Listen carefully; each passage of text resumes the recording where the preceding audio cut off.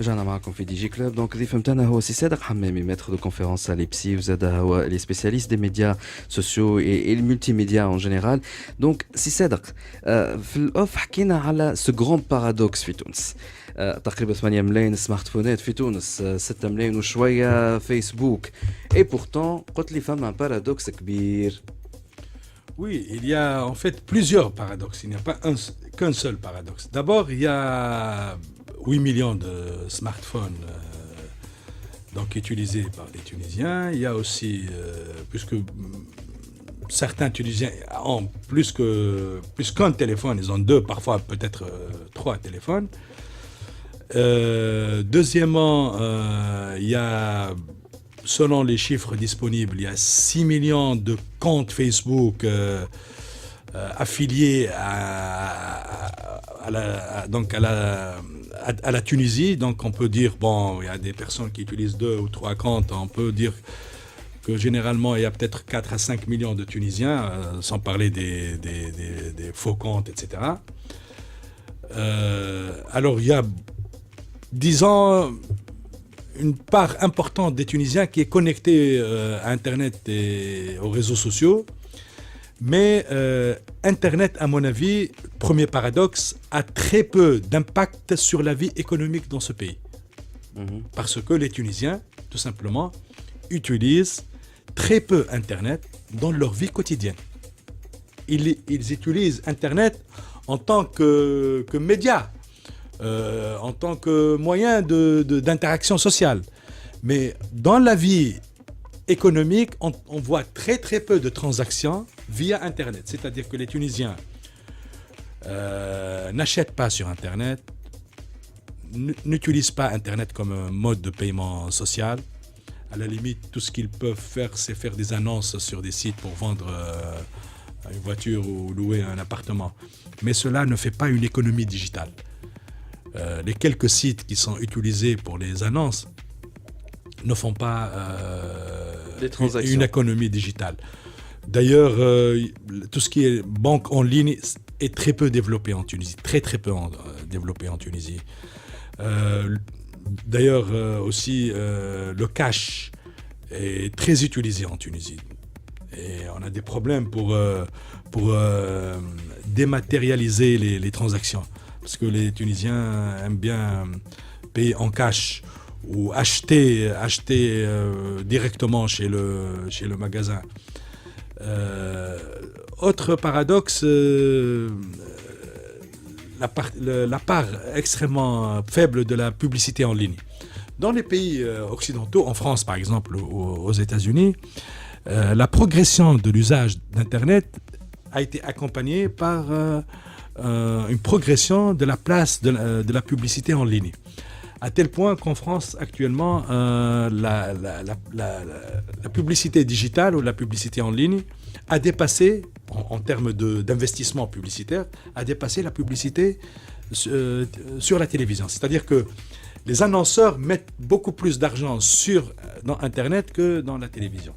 Bon, il faut dire qu'on peut discuter de cette question. Une part de plus en plus importante aussi qui n'est pas captée par des sites français en France, mais par des sites, par des Google et Facebook.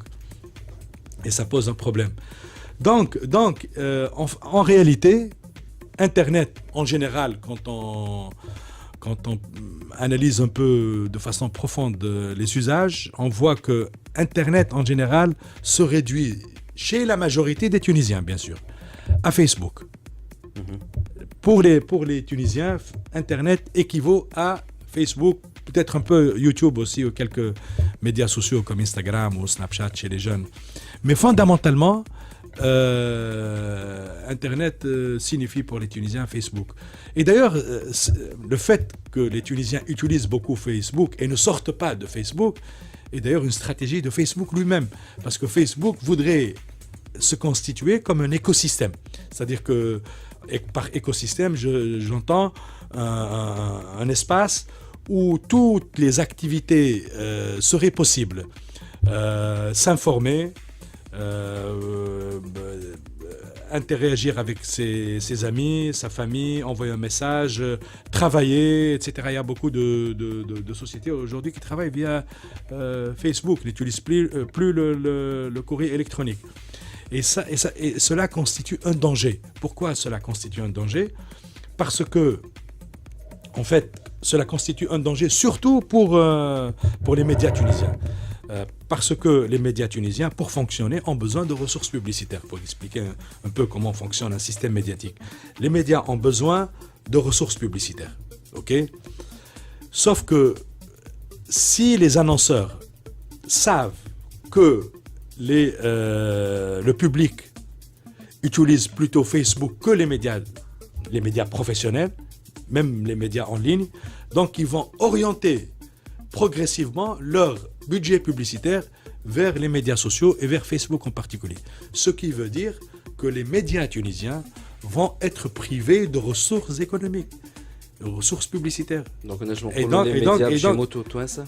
Ah oui, il y a de plus en plus de médias. D'ailleurs, si on regarde la situation des médias tunisiens, on voit qu'il y a de plus en plus de médias qui sont en crise. Il y a très peu de médias pérennes aujourd'hui. Par pérenne, c'est-à-dire, j'entends des médias viables. Il y a très peu aujourd'hui de médias. Si on prend les chaînes de télévision, il y a 2 ou 3 chaînes qui sont réellement viables, qui peuvent continuer à fonctionner normalement. Oui, c'est le Hiwar Tounsi, fondamentalement, le Hiwar Tounsi on Esma. Et toutes les autres chaînes fonctionnent difficilement, très difficilement. La preuve, Qanat TS a arrêté son journal télévisé. Et elle a des difficultés à fonctionner normalement.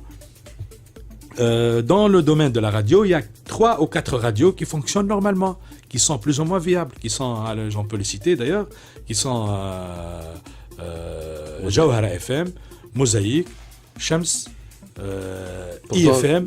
Shams, elle passe par beaucoup de difficultés. Oui, mais c'est une radio plus ou moins viable. Toutes les autres radios ont des difficultés. Et il y a beaucoup de radios qui ont cessé de fonctionner. Et donc, la crise est encore plus grave dans les journaux, puisqu'il y a non, les journaux papier. Papier. Oui, bien sûr, il y a beaucoup de journaux qui ont... c'est ça, la référence dans le papier. Et même les sites internet, la presse en ligne, il y a de plus en plus de médias en ligne, de sites d'information en ligne qui ont des difficultés à fonctionner. Pourquoi? Parce que les médias, le contenu, il faut le financer. Pour produire du contenu, il faut le financer. Comment les médias financent la production de leur contenu? En faisant appel à la publicité. Quand les ressources publicitaires se rétrécissent, se diminuent, eh ben les médias entrent en crise. Et ça, peu de gens parlent de ce problème. En général, on parle des textes juridiques, on parle des lois, de la liberté de la presse. Mais la liberté, c'est un élément fondamental. On peut pas parler de presse sans liberté, mais la liberté n'est pas le facteur unique pour garantir des médias indépendants. Alors, les médias... On a un journalisme cheap. Oui, on a un journalisme low cost. Oui, on a un journalisme low cost. Pourquoi on a un journalisme low cost? Parce que l'expression peut faire sourire. Mais le journalisme low cost, c'est une sorte de journalisme qui est produit par des journalistes qui ne quittent jamais leur bureau, qui font du journalisme assis, qui ne vont pas aller sur le terrain, qui n'ont pas les moyens de trouver des histoires humaines à raconter, qui n'ont pas les moyens pour produire un contenu intéressant. Ils n'ont pas les moyens ou ils ne veulent pas? Ils n'ont pas les moyens parce qu'on ne leur donne pas les moyens. Aujourd'hui, dans les sites internet d'information, un journaliste est obligé de produire 10 à 15 articles par jour. Et donc, il est obligé de faire du copier-coller. Et c'est pourquoi on trouve des contenus monotones, qui se ressemblent, qui n'intéressent que très peu les gens. Pour expliquer à notre audience qui est constituée plutôt, comme vous me l'avez dit, d'ingénieurs et de gens, de start-upers, etc., on doit leur expliquer le buzz. Pourquoi parfois il y a des médias qui font le buzz. Eh bien, le buzz, c'est pas une cause, c'est un symptôme. Quand un média tombe malade, il fait du buzz. Quand un média n'a plus ce qu'on appelle le modèle économique pérenne et viable. Quand un média n'a plus de ressources publicitaires qui lui doivent lui assurer donc les moyens pour produire un contenu de qualité, il va faire le buzz, croyant qu'en faisant du buzz, il va ramener de l'audience, et en ramenant de l'audience, il va ramener des ressources publicitaires, mais c'est pas toujours vrai, parce qu'en faisant du buzz, il va entamer sa crédibilité. Donc, alors, il y a peut-être aussi un autre aspect qui pourrait intéresser les ingénieurs et les gens de la technologie, c'est que une part importante de la dynamique de renouvellement du journalisme se fait aujourd'hui par la technologie. On parle de plus en plus. Il y a quelques tendances sur lesquelles on peut s'arrêter. Par exemple, il y a le data journalisme. C'est quoi le data journalisme? Oui, il y a de plus en plus de médias qui font du data journalisme. Par exemple, lors des élections, plutôt que de faire des articles lents sur les élections, on va faire des cartes interactives, par exemple. Donc, le data journalisme, c'est une forme de journalisme qui exige la conjugaison des efforts des journalistes et des ingénieurs. C'est un peu ce que vous faites un tout le big data, c'est-à-dire des données, vous les croisez, une analyse. Donc il y a le concept le data journalisme, c'est-à-dire avec des rapports. Et d'ailleurs, nous le faisons un peu sur THD avec les rapports de l'INT, de Gartner, etc. C'est-à-dire quand on fait l'analyse, ça, des data journalisme, on peut le pousser un peu plus loin pour en faire en fait genre des schémas, etc., des interconnexions. La visualisation, tout ce qui est visuel est aujourd'hui très utilisé comme un moyen en fait pour comme un format de contenu, parce que pourquoi? Parce que l'écran, ce qu'on appelle le screen, l'écran est une interface importante pour accéder au contenu.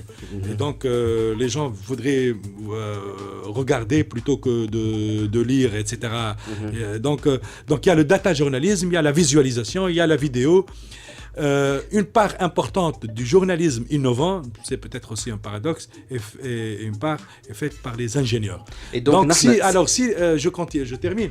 Si nos ingénieurs ne s'intéressent pas aux médias, cela veut dire que nos médias vont rester un peu, très peu innovants. Et donc moi j'invite les ingénieurs à aller travailler avec les médias pour justement créer des formats innovants. Et donc كما سمعتوا il y a différentes formes de journalisme توا qui s'adaptent. Le journalisme aussi il s'adapte. وحتى الموبايل جورناليزم تنجم ترجعوا على حلقه قديمه عملناها خصصناها على الموبايل جورناليزم. de toute façon نحن مازلنا باش نحكيو باش نقولوا توا حلينا الباب نتاع شنو المشاكل. دونك سي صادق عنده اون ايدي تري كلير نتاع شنو هي الحل للي ميديا هذوما، ويظل انتم عندكم لا بوسيبيليتي دابورتي الحل هذايا للي ميديا. هذا كله بعد ما نعمل بتيت بوز. On revient tout de suite.